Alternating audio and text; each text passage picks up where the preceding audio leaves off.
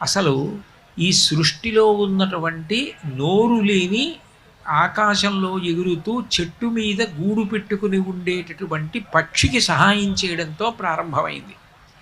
పక్షికి సహాయం ఎందుకు చేయాలి అంటే, కృతజ్ఞతా లక్షణం ఉన్నటువంటి వాటిలో అగ్రస్థానం పొందినటువంటి ప్రాణి పక్షి. అందుకే సంక్రాంతి పండుగ వెళ్ళిపోయిన తర్వాత కనుమనాడు పక్షి పూజ, పశు పూజ అని రెండింటిని చేస్తారు. పశు పూజ అన్నప్పుడు ఎద్దుకి పూజ చేస్తారు.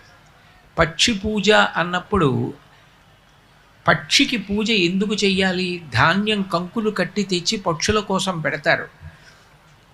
పక్షికి పూజ ఎందుకు అంటే, పక్షి చెట్టు మీద పుడుతుంది. తల్లి పక్షి గూడు కట్టి ఆ గూట్లో గుడ్డు పెట్టి పొదుగుతుంది. అది చెట్టు మీద పుట్టింది, చెట్టు మీదే పెరుగుతుంది. మళ్ళీ అది ఆహారం తిని చెట్టు మీదే గూడు కట్టు